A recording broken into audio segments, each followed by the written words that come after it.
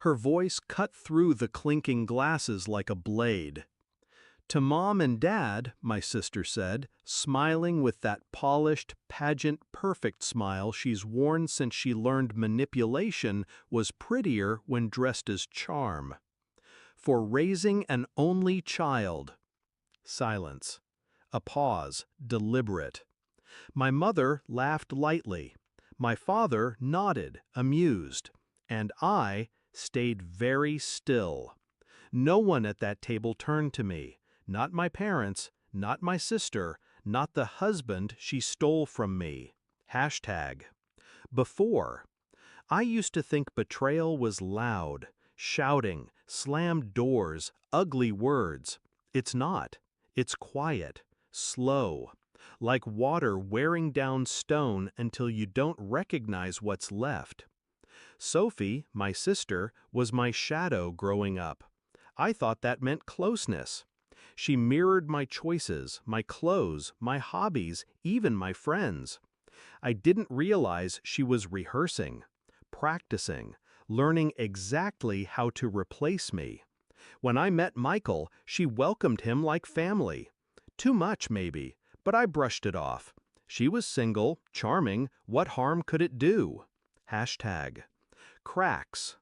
The harm started small. She started dropping by when I wasn't home. Michael began mentioning her in casual stories more than me. She gave him gifts on his birthday before I could.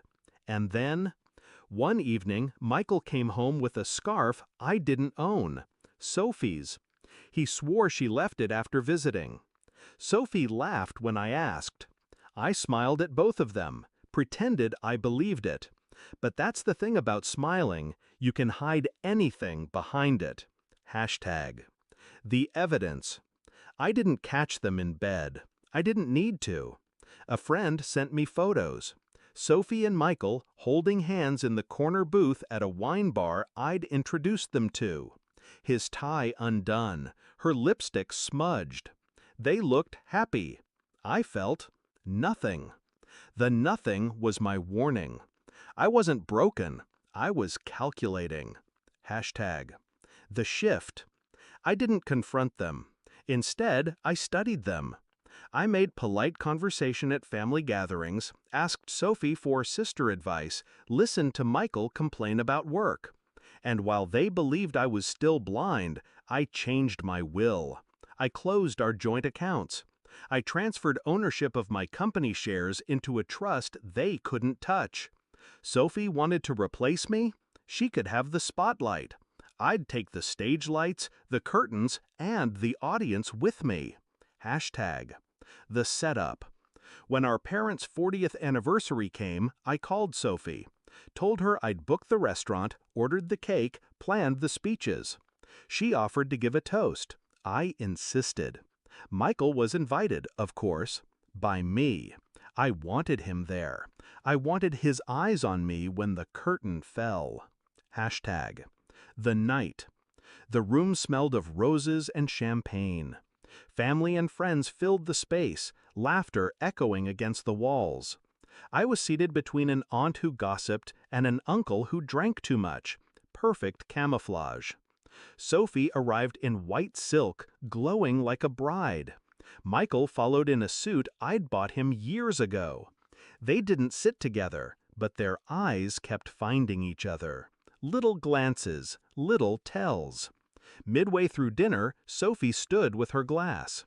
"To Mom and Dad," she said sweetly, "for raising an only child." Gasps, a few awkward chuckles. My mother raised her glass, eyes soft. My father smiled. Michael's lips twitched, almost a smirk. Hashtag. The strike. I stood, slow. The sound of my chair scraping against the floor pulled every eye in the room. "That's funny," I said, lifting my own glass, "because I could have sworn I had a sister." Sophie's smile faltered. I reached into my bag and pulled out a small stack of printed photographs. Michael and Sophie at the wine bar, at his apartment, at a hotel. I laid them on the table in front of my parents. The room went dead quiet.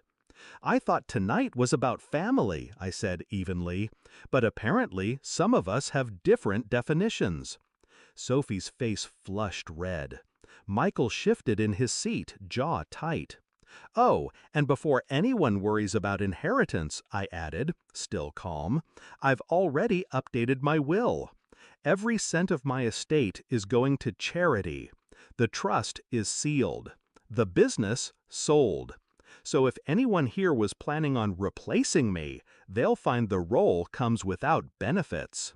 Hashtag the fallout. My mother stared at Sophie, betrayal etched deep. My father pushed his chair back and left the table. Michael reached for Sophie's arm. She yanked it away. Whispers spread like fire. Glasses clinked nervously. I didn't sit back down. I set my glass on the table, nodded to my parents, and walked out. The night air was cold, clean. It felt like the first breath after drowning. Hashtag aftermath. Within a week, Michael was living in a short-term rental. Sophie moved back into my parents' house. Temporarily. Our relatives stopped calling her the pretty one and started using words like shameless and disgrace. I didn't respond to any of it. I didn't need to. I'd already won. I learned that night that revenge doesn't have